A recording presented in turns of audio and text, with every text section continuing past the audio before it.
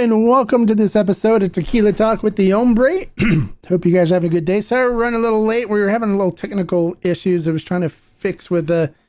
Bollinger. I'm waiting for him to come back on so I can see his video and bring him on. But for those of you that don't know, I do have John Bollinger from Yeyo Tequila here with me today.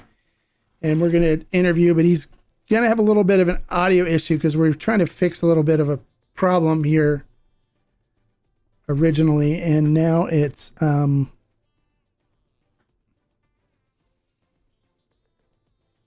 he's gonna have to deal with it. I don't know. He said he's gonna try to power through it. So if he has a little problems with talking and stuff, then we can better understand that. Let me see if he's, I don't see him on his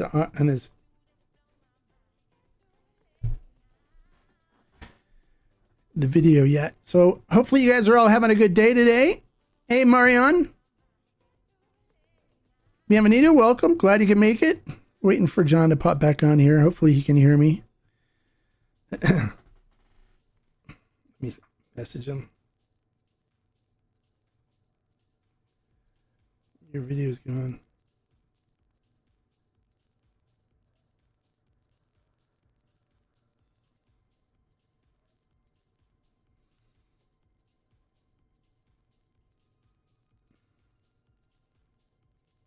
All right, he's going to log back out and back on again.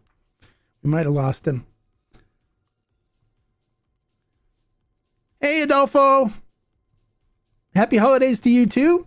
Bienvenido, welcome. Welcome to the show. You guys can hear me okay, right?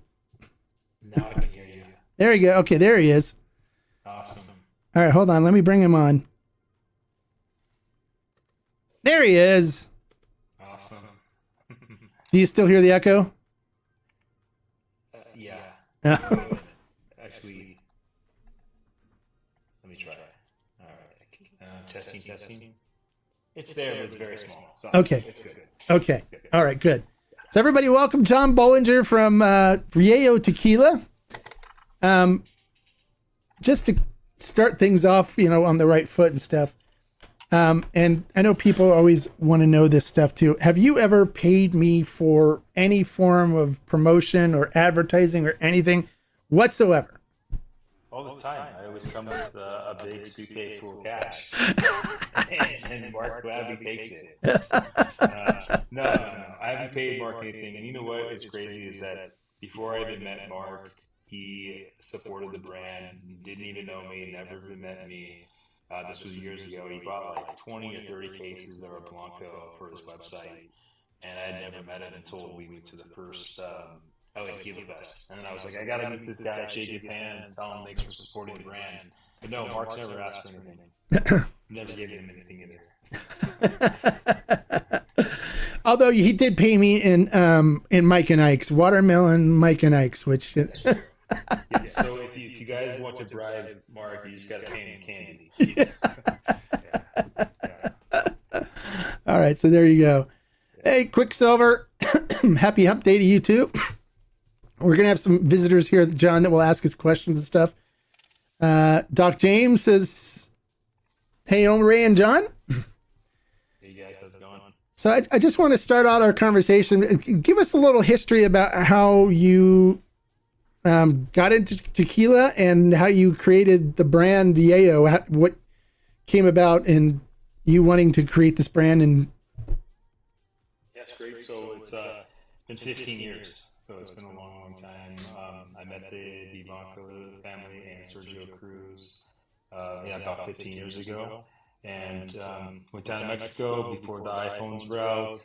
Just had a paper map and my flip phone and my next door neighbor, and we had a general idea of where to go. Started in Guadalajara, drove to the lowlands, made our way back up to the highlands. We did have one contact at Corredora, and basically that was what kind of got us to the highlands.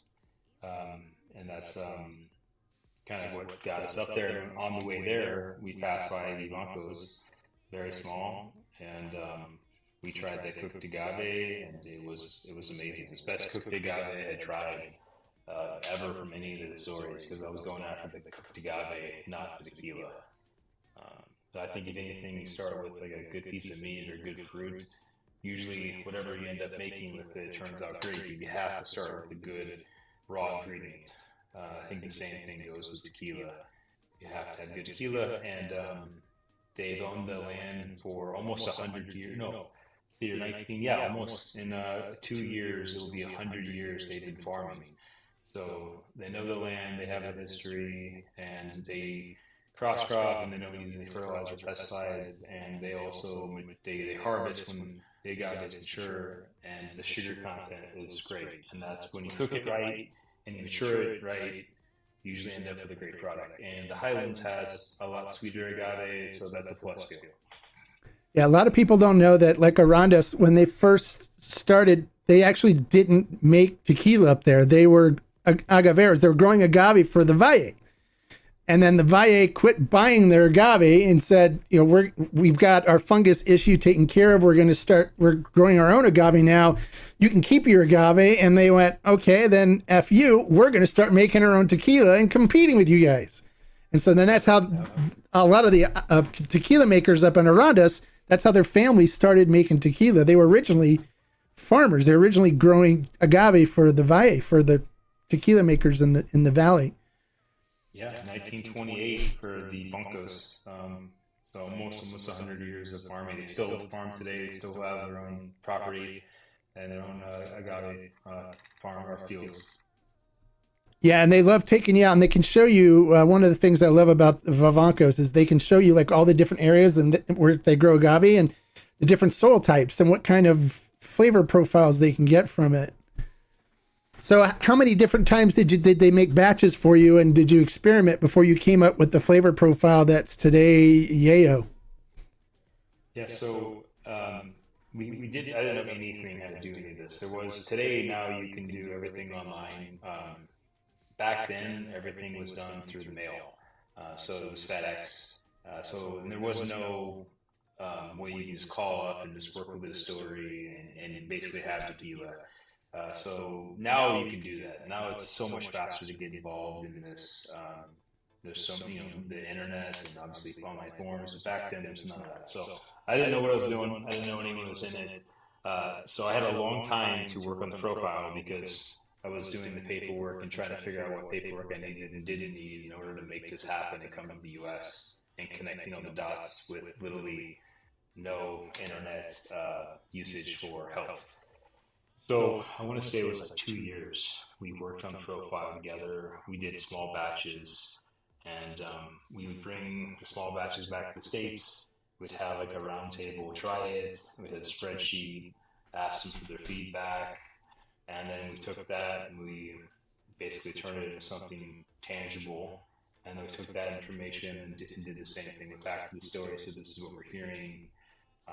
And then basically we kept on modifying it. And I learned a lot about cooking methods and Sergio at that time.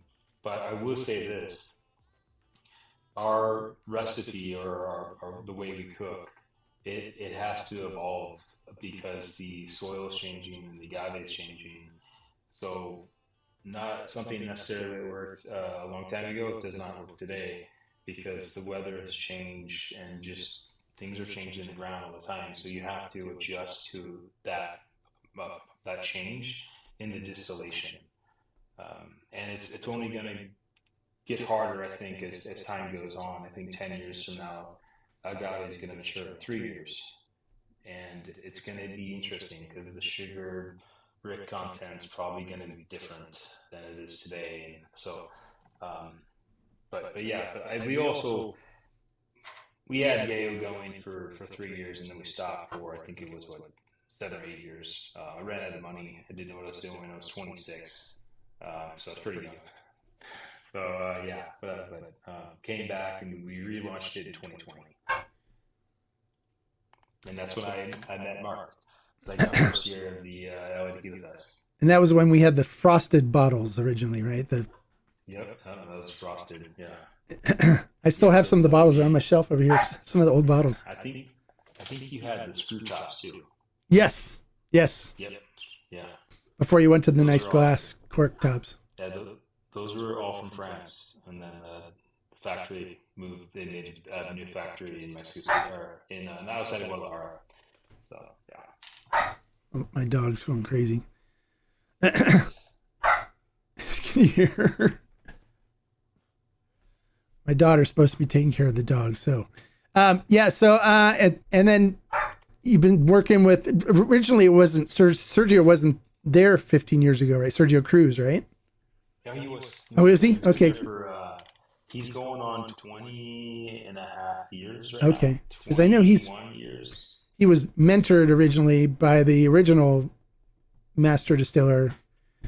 And he told me about his transition because he actually just started out just working around the distillery.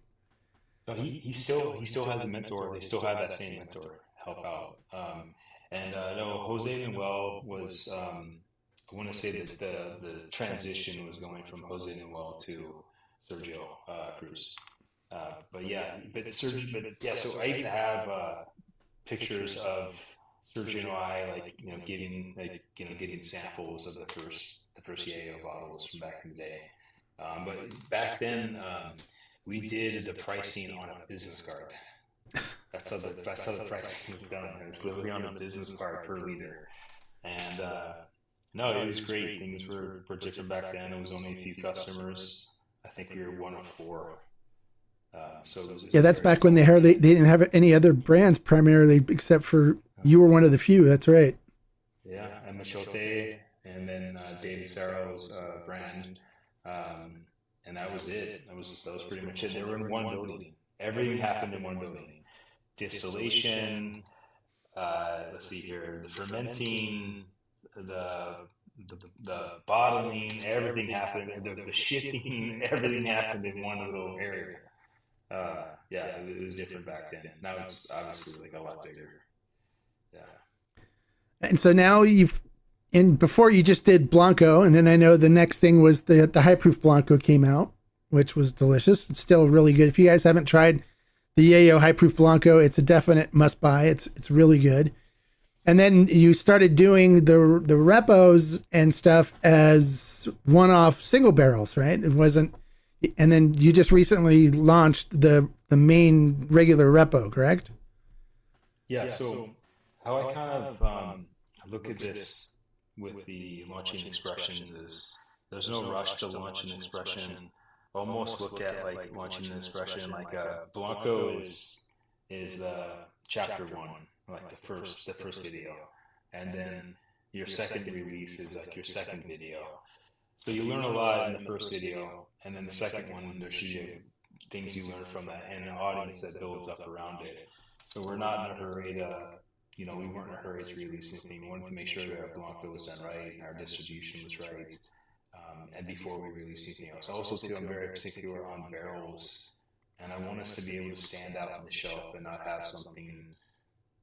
The next brand over has the same type of barrel and same type of notes. Otherwise, what's the point of just having something really similar to the brand next to you on the shelf? So that's why we went after the rum cast for the our first aging product was the 12 barrels that we did, and it was a huge gamble because aging in rum is not really a thing for tequila. And it turned out great. And then we did it again for the following year. And now we're getting like crazy into barrels. Sea salt barrels, honey barrels, Sauterne, Syrah, port, sherry, just, crazy things. So way different than your traditional brands. We're talking like 6 countries. So, Barbados, Colombia, France, Spain, lots of places. Yeah, and the Sauterne was the last one. That's the agave vice, which I have my bottle. My agave vice bottle. So, do you want to explain the agave vice, the whole aspect thing? Because I know originally people were telling you shouldn't use agave vice, right? And you just kind of said, you're not going to tell me what to do. I want to do what I want to do, and this is why I'm doing it, and I'm doing it. So, so we actually came up with this. Geez, man, it's been like at least it was on hold for about a year and a half before we even decided we were going to go down the path. part of it was money. We didn't have the capital to actually follow through with it, because this is a little different when we bring in like an artist. We brought in an artist, Rodolfo from Mexico City. He's actually on the side of the bottle, his name. And when you click on the QR code, it actually tells you more about Rodolfo and his what he did with the brand. So then he also did the artwork on the back, which you can kind of see, and then a bunch of other pieces he did as well. So coming in for the brief and telling him what we're trying to accomplish, getting him involved, and then basically trying to match the tequila to kind of go with that. So we wanted to create something that Sergio and I were kind of involved in as like the main characters. Since we've known each other for 15 years, we spent a lot of time with each other. We thought this would be like the perfect match. And we're basically the same age. I want to say that I think I'm like 2 years older, like a year and a half older than Sergio. Like we're really close in age. And I grew up watching Miami Vice, and he did too a little bit. And I was like, this is a perfect match for us to do this, but it has to be called agave vice. It can't be called something else. And we got some pushback around the word vice, but honestly, everything should be in consumption. You should drink the whole bottle of Yeyo vice. You should drink it in the right, responsible way. But yeah, so we said, screw it, we're going to do it anyways. And after, people said we should use the word, we should call it like agave team or agave group. And I'm like, oh. So I was like, no, it wouldn't be able to kill the whole thing. So, well, with kind of Yeyo being a slang term for cocaine too, it kind of works. So, so we did it, and the soft turn casts were perfect because of the color and the taste, and it was the right amount, and it was like a perfect combination between the two. And now I didn't know that in January that this was going to taste so good. I was hoping it was going to taste good, but you don't know until we age, and you just hope for the best. But I remember pulling this out of the barrel and trying it and saying, like, this is ridiculously good. Let's spot it right now. And I was extremely happy. And I don't think I've had that since our first single barrel reposado. The first time I tried that for 11 months or something. Pulled it out, and I had a couple of people with me, and I'm like, all right, guys, it's going to taste absolutely terrible or like the best thing ever. And then it was the best thing ever with the whiskey beef. And it was great. Same thing with the vice. I was standing on the 12-foot ladder about 7 barrels high, pulling this out of the barrel, and then dropping the tequila down into like a big glass. And I'm like, let me try to get down there and try it. I'm like, oh man, this is great. Really good. Yeah, I enjoyed it. It's really different too, which is kind of cool. It's not a typical flavor profile. It kind of gives you a little something different to think about while you're sipping on it. Yeah, totally agree. It's And I'll still argue with anybody that my single barrel for the first reposado that came out was the best single barrel that's ever been released by Yeyo. Number 7. Yeah. Yeah, number 7. Yeah, no, it's absolutely delicious. I think that's one of the first ones we tried out of the bunch. But no, it's ridiculously good. That's the thing with single barrels. Not all of them are going to be absolutely delicious. Yeah. At the soft turn, there was 3 barrels that were great. 1 barrel that was not so great.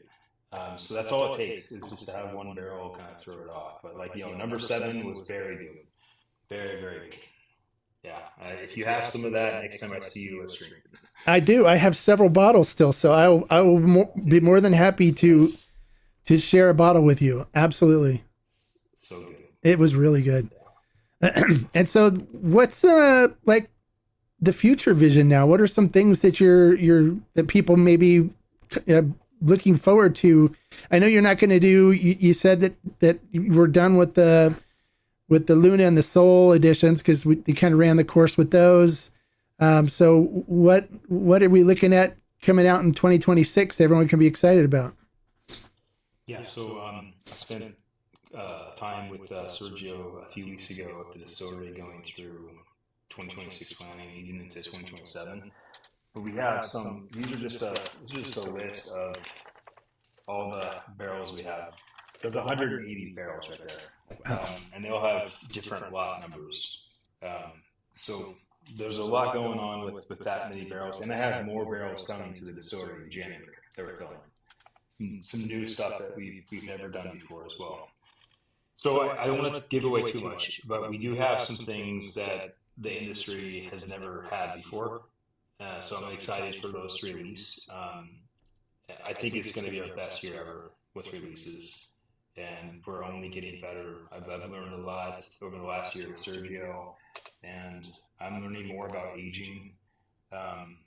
To me, kind of new. The single barrels was one thing, and then we did single barrels again. But this time, this year we really got into different barrels.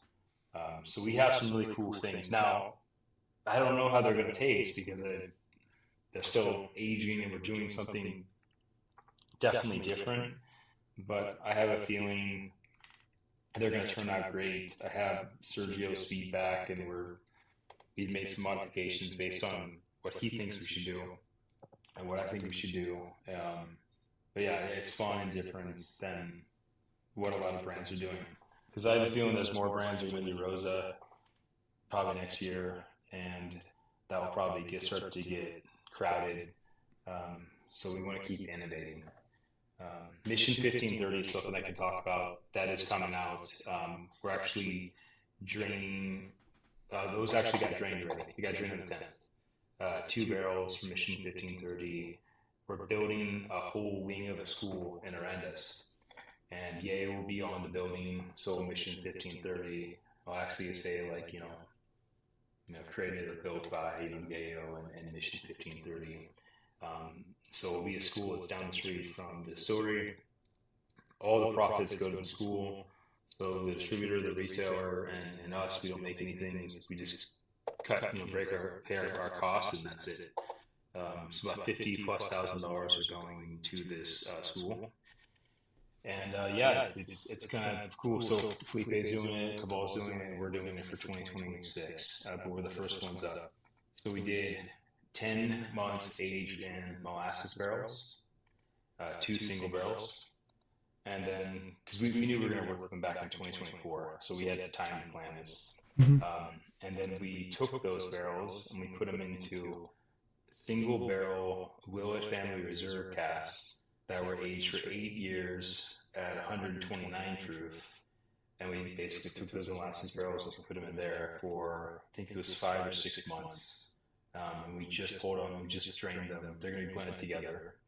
It'll be around 530-ish bottles because the ABV is higher we put in. And then I want to say that we landed on 86 proof for that. So, yeah, looking forward to it. You think rum, molasses, and Willett Family Reserve barrels would not work together, but they absolutely do. Wow. It's like, yes, and this is a barrel, so like the bottle is like $700, with a purple top, and it's the bourbon's spectacular. But no, the barrels are awesome. It turned out great. It's going to a good cause. So really excited for that to come out. I think it'll be good to have something like that on the market. But I've never heard anyone doing the rum and the bourbon together. No, I haven't heard of that either. Yeah. Is that going to wide distribution, or is it only a certain store going to get it, or just sip?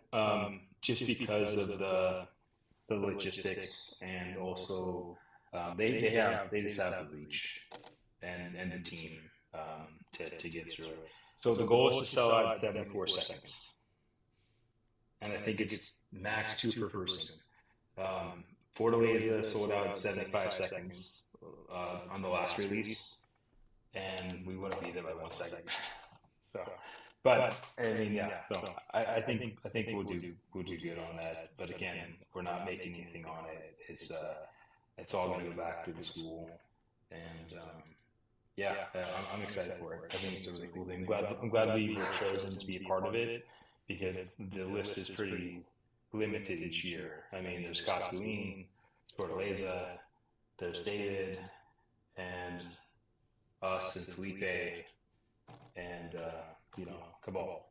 So I mean, that's really the lineup for 2024 to the end of 2026. Yeah, those are pretty big, pretty cool brands. I mean distilleries and brands. So it's cool to be with them. Nice. Yeah. All right, so let's. I think it's time we start opening things up for our viewers to ask some questions. We have some comments and stuff that we can get through too, so you can see what people are saying about everything. And then we should talk about doing a project together, because I go up to 1414 all the time. I mean, I took a picture and sent it to you from we were in the barrel room in front of your barrels. So yes, we have more coming. Let's do it. I'm putting together something more formal. It'll be ready by early January, and it'll be like, hey, this is all we have, and let's see if there's a match with it. Yeah, I'm planning a trip. I'm probably looking at somewhere like between March and April that I'll be going out and spending probably a week there. And Sergio Vivanco has been bothering me to come out. He wants me to do some content in a series on how they can do different profiles. I guess he's been getting a lot of flack from people saying he's duplicating the same. So I'm just going to come out and just spend like a couple of days with him there, just going through the fields and doing that stuff, and then doing some video work with him on how they produce their different profiles and putting together some content and stuff to get that out. But then when we're there, we could talk about doing a thing, because I'm going to be doing some other single barrel projects with some other people as well while I'm there. Try to get everything coordinated for our 2026 single barrels and special batches and stuff that we're going to do. Awesome! I'm there every month, so I'm sure we'll be there. I'll be there when you're there. All right, I'll message you and let you know when I'm going. So we might even be able to catch the same flight at LAX. So yeah, believe it or not, there is millions of variations if you take all the considerations on how to make a profile. It sounds crazy, right? It should be, it's 15, 20. There's actually a wheel that Sergio Cruz developed, and it's like this big pie chart, and all the different variations start changing based on everything: temperature, agave, cross-cropping, cutting agave a different way, cooking for a shorter time, prepping oven, not prepping oven, different yeast, roller mill versus Tahona. I mean, just like fermenting longer, fermenting shorter. I mean, just the list goes on and on. Copper versus copper and steel. I mean, there's so many variations that can occur here with this. Autoclave. I mean, there's earth oven. I mean, yep. It's just so many variations. So you can't. It's really hard to replicate something, even if you tried. Brick content.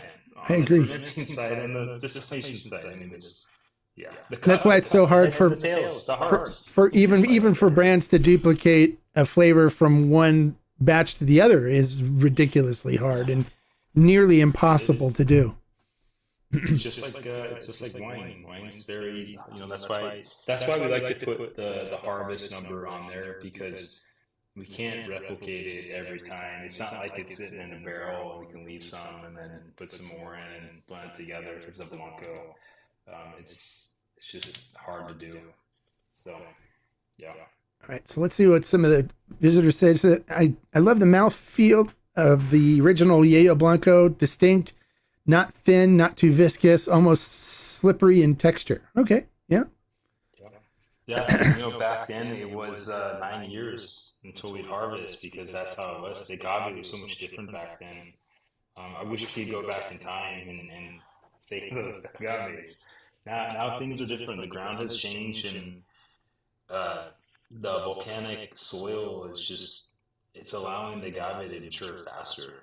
Well, and the genetics on the agave are changing too. It's transitioning to be more adaptive.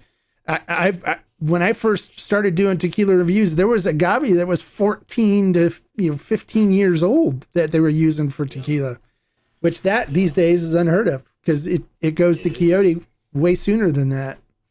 Yeah, it's stuff in the air. It's stuff like you said, genetics. It's evolving.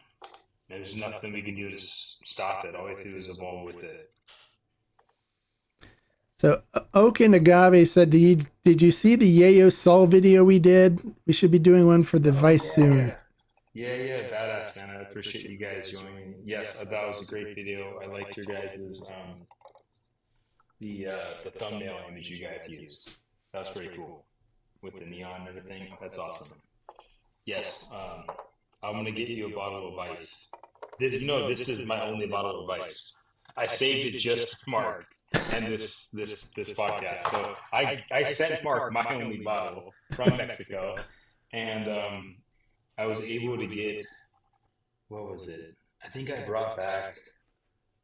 I went to Mexico again after I gave that to Mark, and I brought back another one just for this show. Just for your prop. I still have the Sol and Luna that I need to do the review. I'll be reviewing that this week and getting that up this week for the new. And I'm actually going to compare it because I still have last year's Sol and Luna. So we'll do a side by side on those two in that review video.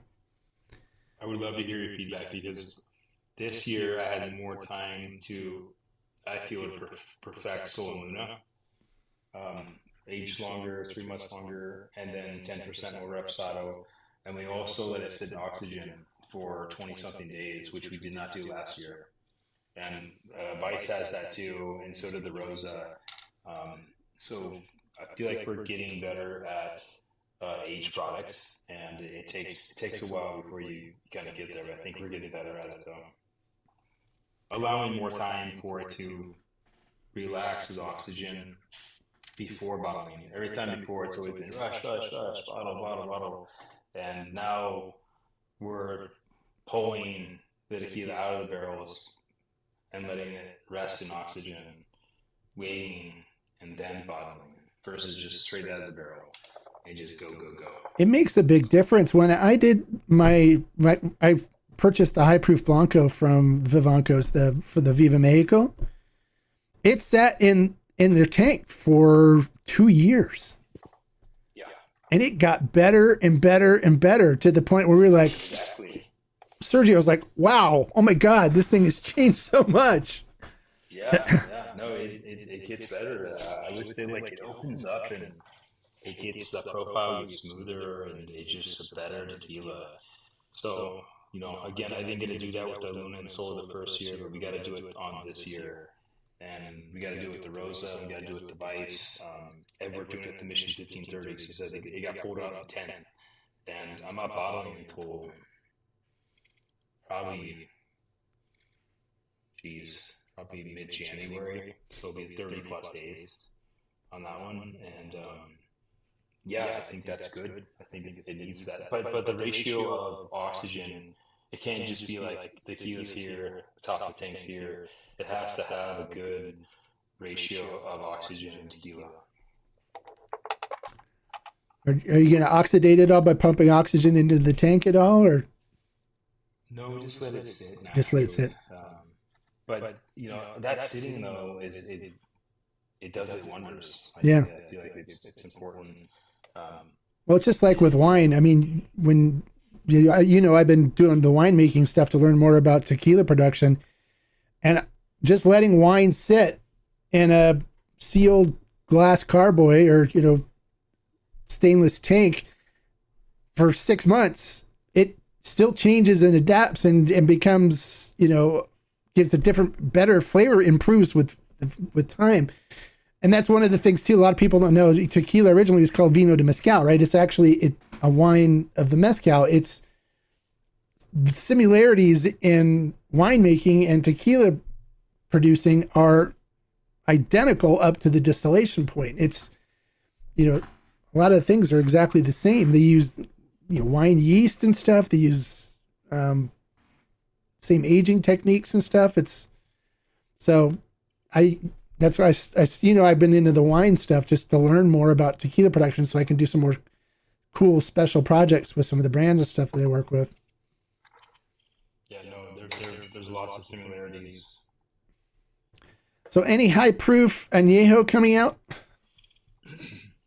Absolutely, yes, actually, it's I haven't even thought about that, but yes, it is a high proof. Um, on this sheet here, Wasn't the cider one? Wasn't that an añejo originally? it was, yeah, it was right there in that 12 months. We actually, by mistake, the team missed the cider barrel. They instead of for the Luna and Soul, they completely missed it. So it's still sitting there. We still have like one filled, and it's past a year now. But yeah, the first one, it was past a year. I think we were at 11 and a half months on the first test barrel. So yeah, technically it was, but usually when something's like 12 months, 13 months, I feel like that's like not there yet. Now on here, this was from last month. I have some 18 months, some 16 months, and 17.8 months on here. I think a few of those I'm going to go to 24. But it's in these limousine cognac barrels. Ooh, nice. So they're big guys too. They're 71 gallons. They're huge. So they're huge. But I think with cognac, you have to go a little longer in age. So that'll be our first true añejo in that barrel that has not left the barrel. We do have a lot of double barreling, like the Mission 1530. I'm not calling it an añejo. I could call it that. I could connect the paperwork with the CRT and bridge the gap between 10 months and then 6 months and call it, 16 months in the barrel. But we're going to call it a 16-month reposado because it did change hands and then it blended together. So I think it's fair to call it a reposado, not añejo, even though we could call it that. And try Well, you can call any older expression a younger one. It's the rules allow you, so you can call it whatever you want, except the Blanco. Exactly, but with our cognac though, that's going to come out the end of 2026. We're doing something cool with it, and I think it's definitely way different than anything else that's out there with the cognac. Nice. And so to answer your question, that's at 100 proof right now. It's probably changed a little bit over the last 18 months. Maybe call it 98 and a half. But I'm not sure where we're going to bottle. The nice thing with going high proof, it hits the pores differently in the wood, and then it allows you to add water. And adding water is sometimes a really good thing. It brings out aromas. It can bring out taste that you didn't get before. So adding water to something that's high proof sometimes can improve the overall tequila. So with the flexibility of having high allows you to add enough water to get to that point where it's like, boom, the aroma's there, the taste is there, and then you go accordingly when you train it. You add that much more water to it to proof it down. All right. Are you making any expressions? From distinct agave field, different soil types, elevations, etc. So everything is from Vivaco's. I usually have a heads up on where we're going to pull the agave from to make the Blanco. So it's not that far from the distillery, and I'll go see the fields and I'll say, okay, we're going to make our next lot of Blanco from here. And this could be filling barrels or it could be making just regular Blanco. And I'll go look at the agave fields and I'll ask questions about the history of the land. Usually, like, what's the last 4 things that have been here? Has it been, beans and corn and then agave? And then I look to see where it's located. I usually like to have places that are remote, things that are away from the freeway, because you get smog and other things that kind of impact the life of the agave during that time. And you just look at the soil too. You can see like how good the soil is and make your call. But they have, I think they have 14 fields now, so there's multiple places we can pull from that are close enough for maturity. very good. So you say, John, big Yeyo fan, even a stock backer. Oh, there you go, stockholder there. That roast has amazing questions. Have all the buried Yeyo bottles been located? Yes, Quicksilver. I see you pop up all the time, and I really appreciate all the support over the years on all the platforms. Thanks on the Rosa. Thank you on that one. And yes, they were all found. Two were found this year.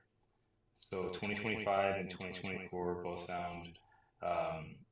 Luis from LA Tequila Club, Sabor, he found one with the tequila cop.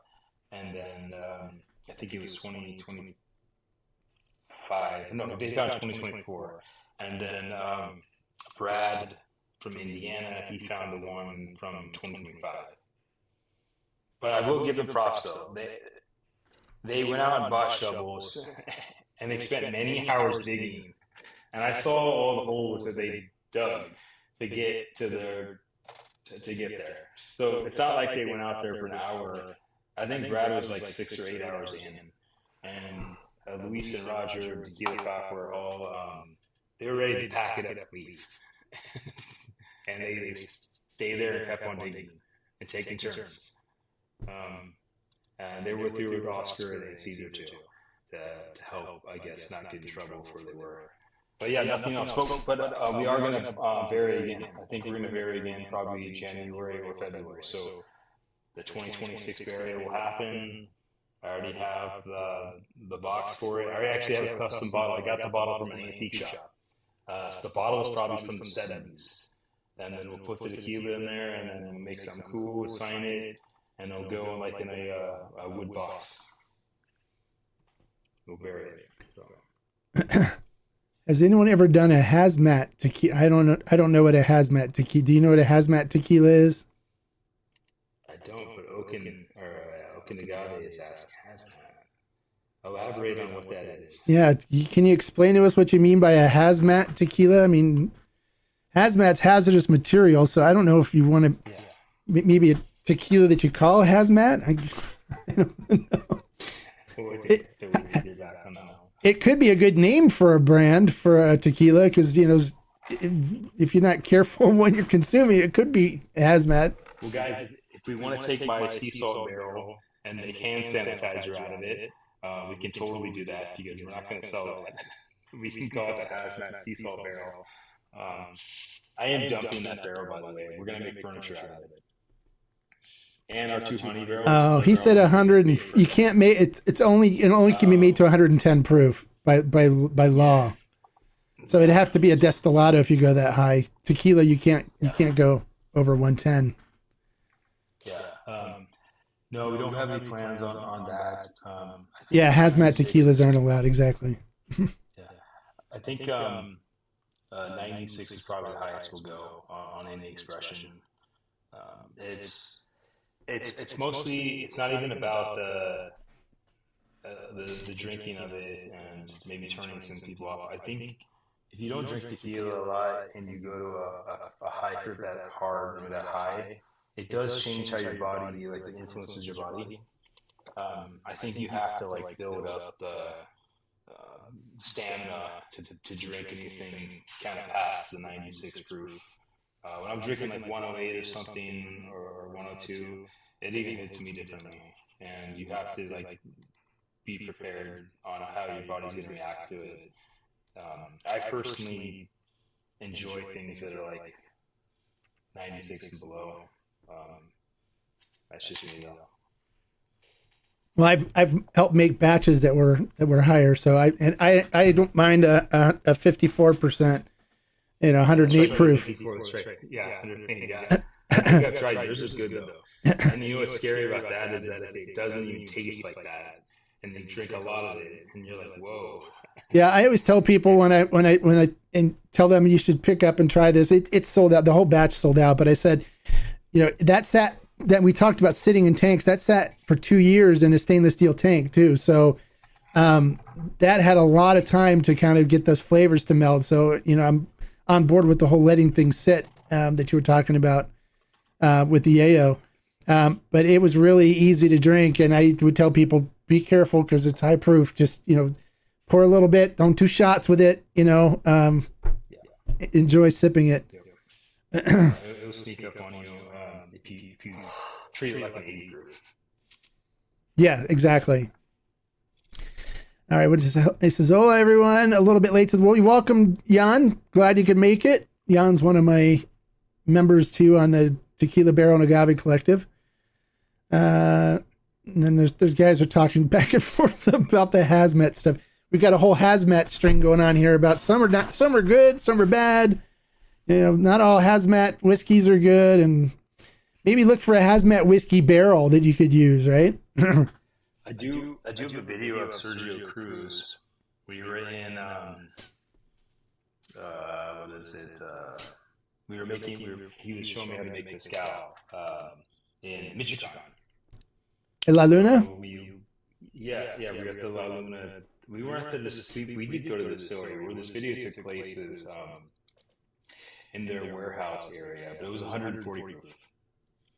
And he was using a bamboo stick to basically suck it up into a chamber. Proof it, yeah. And then letting it drain out. But the bubbles were huge. I mean, the pearls were massive and they weren't dissipating. But it was, I think it was like 135 or 140. It was so up there. So yeah, that's next level when you're up there. That will burn your skin. Yeah, it's I've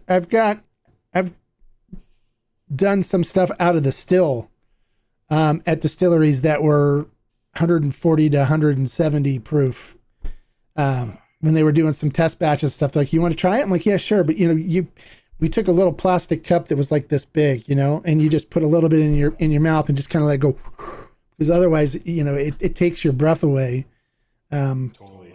Yeah, you're like, I've had it happen where I've took a sip of something high before and it had really high, and you just, it feels like it just sucks the air out of your lungs. Yeah, no, it's definitely a dangerous thing. Yes, if you needed to fuel a car, you could probably throw that in there too. So, yeah, absolutely. Yeah. So Jan was the guy I sent you the picture of that had his signed bottle that came with the sticker, the label placed over it. Oh, nice. Oh, no. So you mean the signed bottles of Agave Vice. Okay, yeah. So when we did that, guys, we had never put a label on the bottle. We had just signed the bottles. And so in retrospect, we should have probably put the labels on first, then signed it. So, but you learn on the. We've never done labels before, so it was a new thing for us. Oh, and by the way, if you guys want signed bottles of the Luna and Sol, if you order it from Ferment and Still, you'll get a signed bottle, because John allowed us to get some cases of nothing but signed bottles. So you guys, it's signed by Sergio and John on every bottle. So if you get a Luna and a Sol, you'll get John and Sergio's autograph on both bottles. So you can pick those up off of Ferment and Still right now. This is Sergio right here with the stick, yeah, the proofing stick. Yeah, the bubbles that are on this thing were just insane. Look at this right here. Out of a Coca-Cola bottle. That's 140 proof. Wow. Yeah. That was in 2021, March 2021. So I said, Mark prognosticated that Hovens are the next thing in tequila. I tend to agree. Do you have any Hovens? That's what the Luna and Sol, they're both for Hovens. Yep. So they're already on it. Yeah, Hovens. 75% reposado. Okay. Go ahead. 75% reposado. Yeah, for Luna and Sol, they're 75% reposado, 25% blanco, aged for 11 months on both of them, and then we oxidize it for I think it was about a month, and then filled them. But I think Mark was going to say, Hope would give you anything at least two expressions combined into one, any different ratio. Yeah, the reason why I prognosticated that is because the way things were going, I mean, their industry was working its way through all the different kinds of barrels that you can age in. So one of the things that a lot of the master distillers and stuff were telling me is that the Hovens was one of the categories that was not being used that should be, because every batch, everything, you can create a completely different profile and a completely different expression just by blending aged stuff from different barrels and stuff with Blancos, and adding a little bit from a longer aged one and a younger aged one, and just like we did with the Hoven that I came out with. So yeah, Hovens are awesome. I'd say the only thing what I don't like seeing is when there's like 80% Blanco and then like a little bit, yeah. And it's like, come on, guys. So, have you thought about ever doing something where you take do a Hoven where you're blending like a Añejo and Repo and maybe some Yeyo extra Añejo, or let something go to 3 years or more and creating an interesting Hoven that way? Yeah, that's definitely a possibility. I think the barrel room is very dangerous. So if I were to go in there and try to work on that right now, we probably wouldn't leave the barrel room. I say it's dangerous as in like, you're like, why don't we try what Mark just said here? We go get some, 20-month-old, we go get some 12-month-old, and we go sit, and before you know it, and all at 100 proof, by the way, with no air circulation in there, yeah, you're pretty tipsy after the first 60 minutes. And then you're like, what are we doing here again? I don't even remember what we were doing. What did we need to do? It's dangerous. Yeah. No, I think that's a great idea. Why don't we do that as our project? You can be the chaperone then. Yeah. So we make it out of there. I'll come up. We'll put it together. I know Sergio Cruz likes to measure everything out too and stuff. And I've sat there and talked science with him for hours, with his whiteboard in his office and stuff, and just going over ideas and things. So we'd love to do a project like that with Yeyo and do a special edition. And we, of course, feature it on Ferment and Still, buy the whole thing.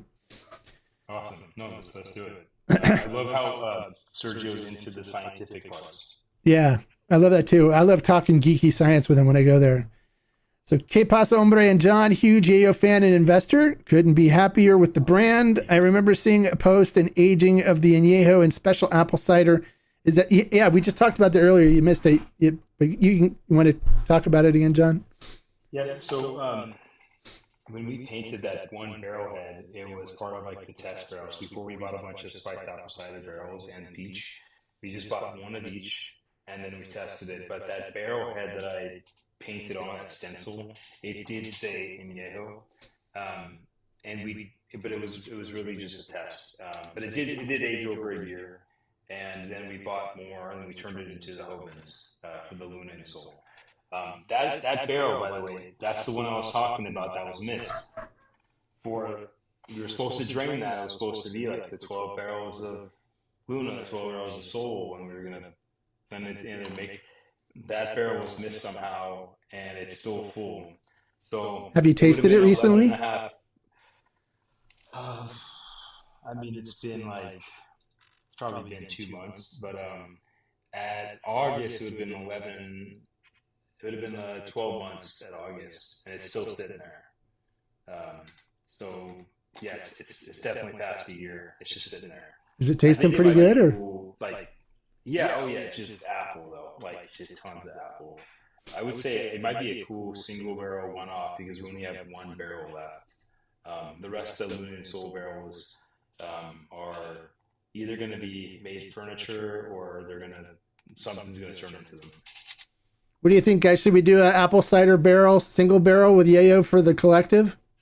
Comment and say yeah if you think so. Yeah. Comment if you're interested in it, all the guys from the collective, and maybe we'll do that as a collective buy for this year. Yeah, it's that exact one though. We only did one painted with the barrel head. It's that one. It's the original one. Yeah, I still have the barrel head from our single barrel in my hombre cave in the garage. Oh, yeah. That was the same kind of stencil style, except I think this one we were like, yes, we're going to do all of our Añejos with spiced apple, and then we decided to make a Hoven out of it instead of doing Añejo. That would be cool. That'd be a cool pick. Yeah, that would be. Yeah, I can tell you. I can tell you what the age is right now. This was as of last month on here, so it would be sold and. Okay, so it is 31, and this is 245. 245 is at.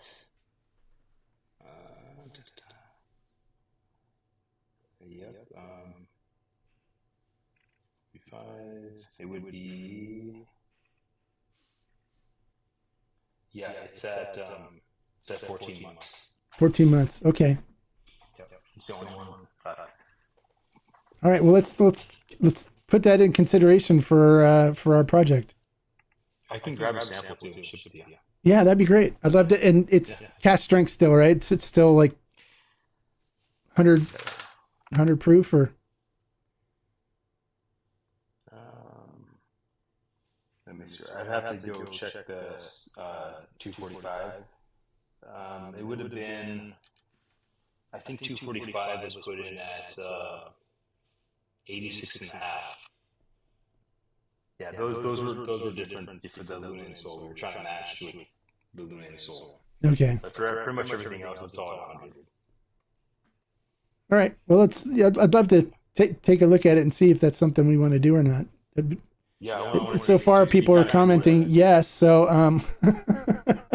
it'd be cool to like. I think I've been the only one that's really tried it without putting Blanco in it, but it's definitely great on its own.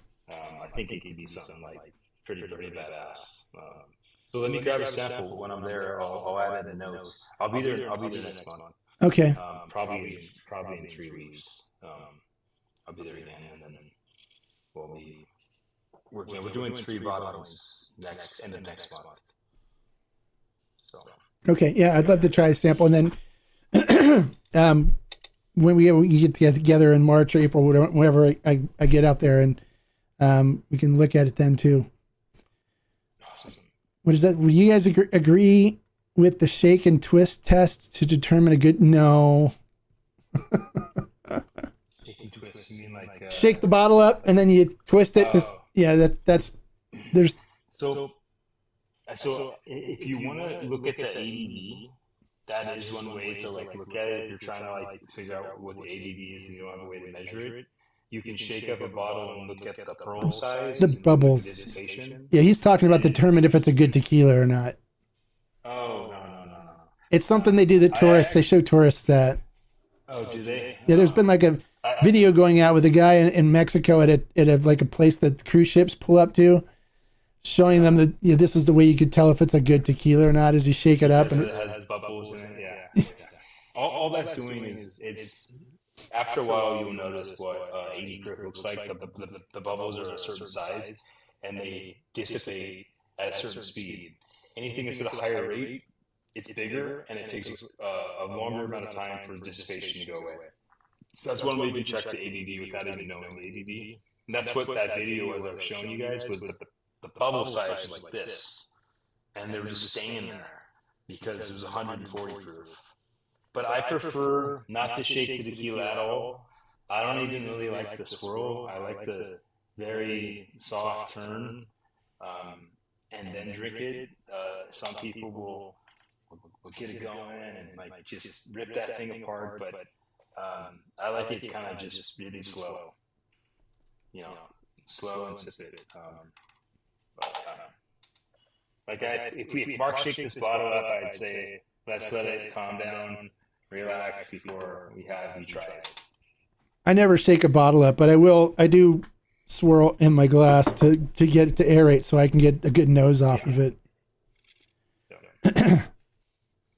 But I've sat with Sergio Vivanco as he does his rolling routine and that he learned from what's her name? Anna Romero Mena.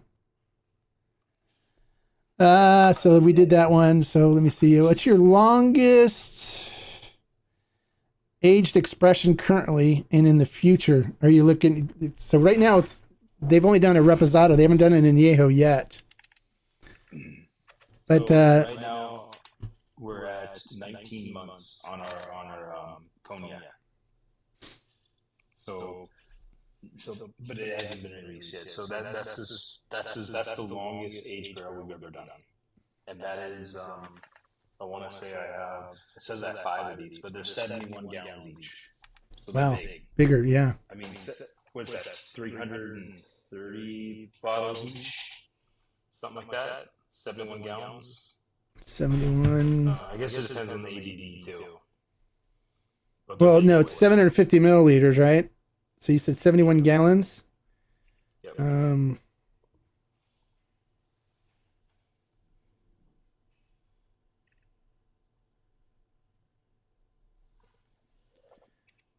Oops, sorry. I sent it to you. Thanks, Mark. Here it is. 71 gallons to liters. That's 269 liters. So if we take 269 liters, 269, and divide it by 750, it's 36. Sorry, is that right? Oh, 269 liters. Oh, never mind here, 0.75. 358 bottles. Yeah, 359 bottles. Times what I said, 5. Yeah, so it's a lot. Yeah, but that's also assuming that the Angels didn't take their share and stuff as well. Yep. Yeah, and then that's at 100 proof too. So if we were to go to like 89 or something, it'd be a little bit more heavier. But and then I've been sipping it too this whole time, taking samples out. So yeah, 18 months, well 19 months. So because this was last month. This was printed out on it was over a month ago when I printed this out. So yeah, but so I would say I think at 24, so now we're 19. So I think I'm gonna pull this at 24, let them air out, and then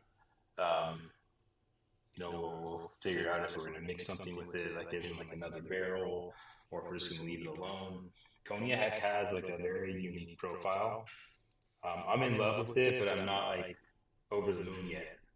So I need to be like, wow, before we do anything with it.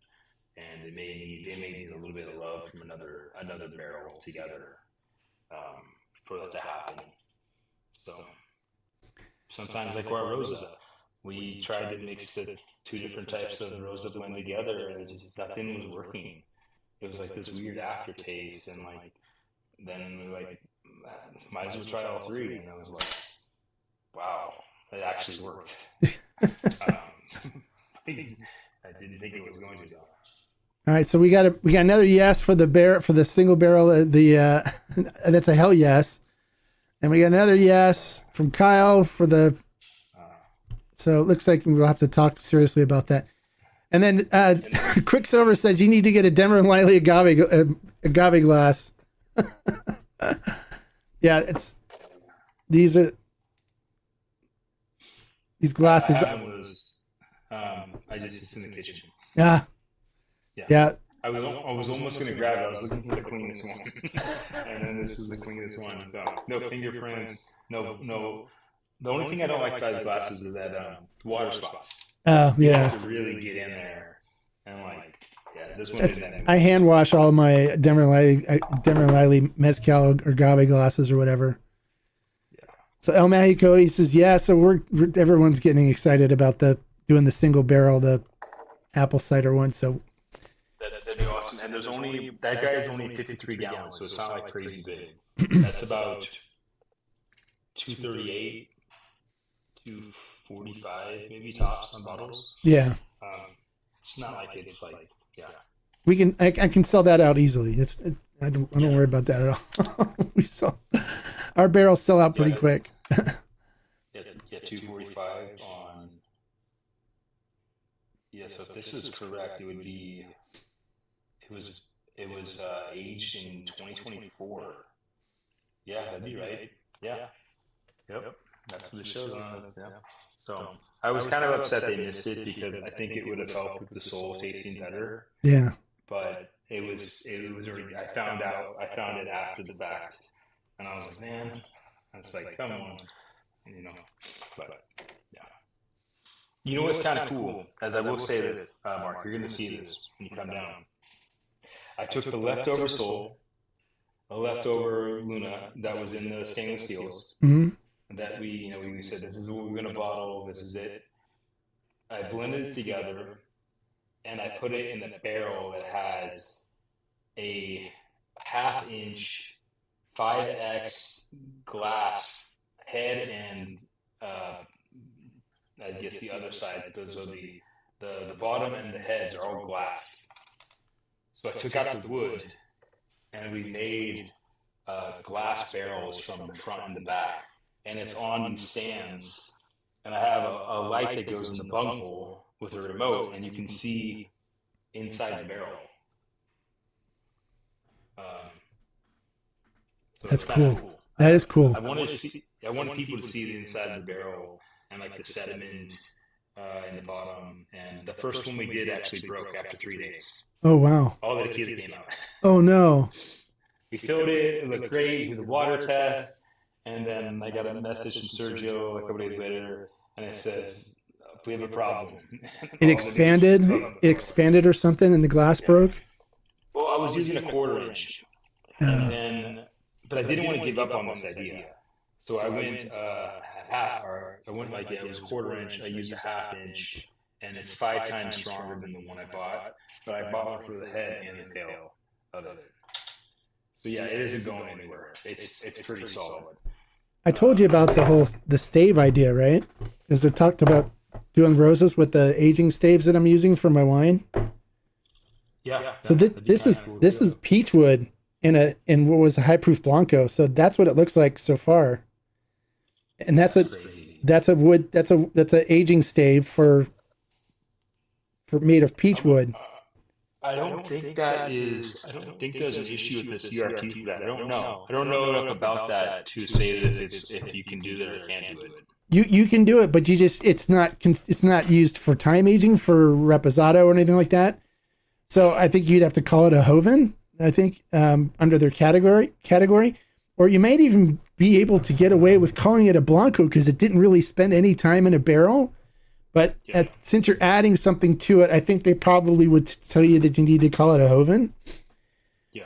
But the nice thing is we can do all kinds of experimentation. So you'll send me a sample of yours. I'll send you a sample of my high proof Blanco with peach wood. So awesome. I'm really curious to try this now. This moves a lot faster. This is one that's been aging for 2 years. This was a 10-year open air seasoned French oak stave in high proof Blanco. But look at the color on that. That's insane, man. And that's just with the aging stave in it. And I opened it up and smelled it. It's like, oh my God, it smells like a really good, like expensive brandy. It has that kind of super rich vanilla and chocolate notes and stuff that come through on it, and the agave is still there, but because it's not over oaked because there's not enough oak in it to do it. But I see the color in this. I was like, oh, that thing looks amazing. It's like, you got to send me a sample of that too. Yeah, I'll send you a 2-ounce bottle of each of them. You can try them. And then I'm going to do some roses with the staves that I'm using to age my wines. I have French and American and cherry oak or cherry wood being used for those. And in 6 months, when the wine's done aging, I'm going to pull them and drop them in high proof. I'll use a Yeyo high proof tequila and age it. Nice. That's awesome. No, I haven't experimented with any of those yet. But yeah, that seems like it'd be pretty cool to work with. So Bonnie says, please send over. I'll get a sample. Anything in the he just went over all the different barrels that are in the experimental phase. So I'll give a little bit more insight. Like we're the Mission 1530, I think, is something definitely different, and that's going to a good cause. And then we have some double barreling we're doing right after that. Like it's already happened. And again, I just hope it tastes amazing, but it is very different than what is out there today. So it's not exact. It's not like the It's a double barrel. He's using different barrels in the Mission 1530. But what I want to happen is that like I want us to keep innovating and trying to like push the boundaries of different profiles. And I think the only way to do that is we have to experiment with ways that are not traditionally done. And I think most tequila brands, you normally have like your Blanco, your Rosado, and your Yeyo. Who's to say you can't have like 3 Reposados, a Rosa, a Barbados Reposado, and maybe something else? And you know, that's just the kind of you know, the norm is just the 3, and normally with whiskey or with bourbon. But who's to say we can't change the rules? Well, you guys would be hard pressed to beat your Rosa Reposado from this year. That was amazing. That turned out great. I know. No, I love that. That was a huge risk too, because everyone was like, pull it, like at 60 days. And I was like, yeah, I don't know. They said it's going to turn. And then I'm like, I don't think it's going to turn. Yeah. So he's, we actually, the single barrel that we're talking about for the collective is actually going to be an añejo of the cider cask. So that's, but any plans on letting something go to XA to over 3 years? I don't know if I'm able to let something go that long. Yeah, that's the problem. That's the problem. I honestly didn't even think we could get to 19 months on something. So, you know, I think that market's really, really small for the XAs. It's you know, I mean, the thing is, like, let's just say it turns out amazing. You can't replicate it. I mean, unless you're like staggering your aging to replicate it, but it's a tough one because it's, you know, 3 years out plus 3 years plus, because you got to still make the Blanco. That takes time. And then after you get the XA, you got to then prep it and bottle it. So, and then get it back in the market. I mean, you're really looking at 3.5 years, probably. Well, what you should do is take 3 barrels or whatever and put them aside and don't touch them for 3 years and just come out with a special extra añejo edition, like maybe around the holiday time, Christmas time or something, as a limited release. And that way you don't have to worry about duplicating it all the time. But there is a good market for extra añejo drinkers out there. I know I get them all the time asking me stuff all the time on my review videos and stuff. And my extra añejo, top 5 extra añejo videos do really well. So I may have 1 or 2 that I could do here on. We have lot 227. Mm-hmm. I have a lot of lots here. I have 6 lots on here. But yeah, no, I can probably put those aside and pretend like they don't exist. Yeah, just pretend like they pretend like they're not there and just don't dive into them. Yep. And then maybe we'll do that together and we'll buy the whole thing and do it as a special release. Well, we're almost like, we could say we've already dug into like this one I'm talking about it's already 17 months right now. So it's not too far away. No. So we just need, it's 36 months. So we just need 20 more months. So just a year and a half. Yeah, it's not bad. Yeah, not bad at all. Trey says he loved that Rosa Reposado. I did too. I mean, people, I had a lot of people that came back after I said it's a 5 agave, it's a must buy, you got to get it. Came back and after they tried it and said, you were right. That Rosa Reposado is amazing. You know, I've never had as many females compliment a tequila expression we've done until we made the Rosa. Like, my wife doesn't drink much, and neither does my sister-in-law, and neither does my mother-in-law. And that Rosa, they're sipping. And they're not really, you know, they drink tequila, but not like drink tequila. But the Rosa they love. And it's plenty manly too. So guys, don't be afraid. Of course. No, I'm just saying, like, I feel like it crossed it crossed the boundary. Before it's just these guys drinking it that are like, and it could be the color too. And it just. Well, I think it's because there was the barrels that you had a lot of that caramel and vanilla and chocolate notes and stuff that were coming through on it, which, like my wife, she's married to the hombre, but I bring her tequila. I'm like, what do you think of this one? She's like, no, it's okay. And then I'll give her another one and say, what do you think of this? And she goes, oh, this is, and the one I gave her is like 818, it's like loaded with additives. And so she's like, yeah, I like the additive stuff. She likes it super sweet and more chocolatey and vanilla. And so when I come across a natural tequila that has more chocolate and vanilla notes into it, and I let her try it, for example, the Hoven that I did, I let her try that. She's like, this is amazing. This is great. So, cause it's got such a nice balanced flavor profile. It's got a nice chocolate and vanilla and caramel notes to it.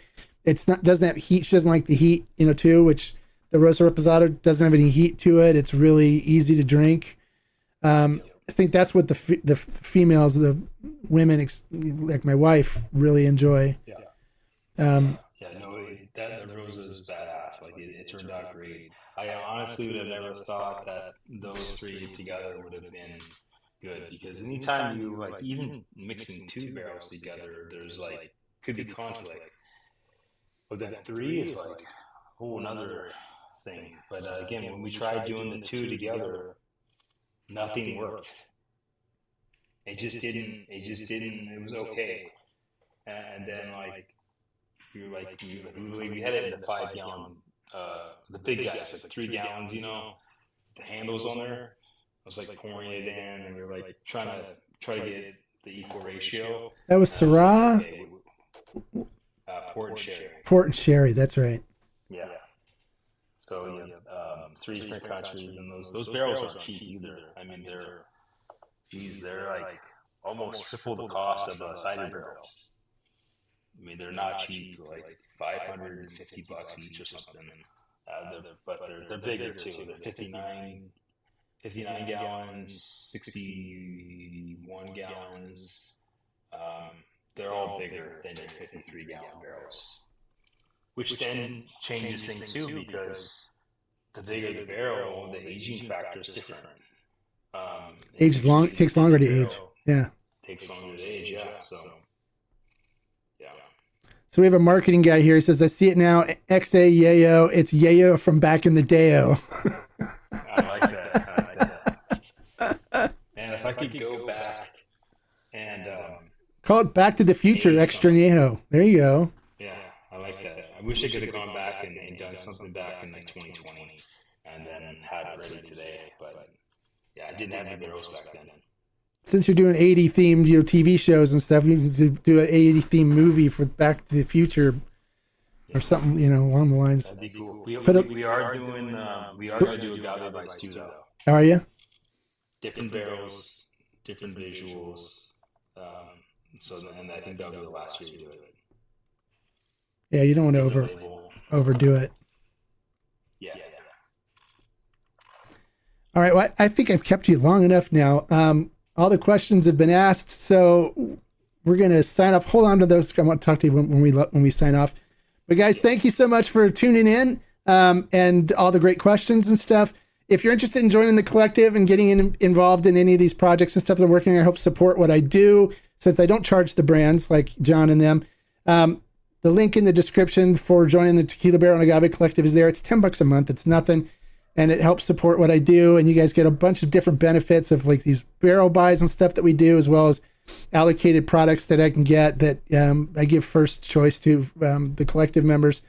And it helps support what I do. Again, thanks for watching the channel. Thanks for tuning in today.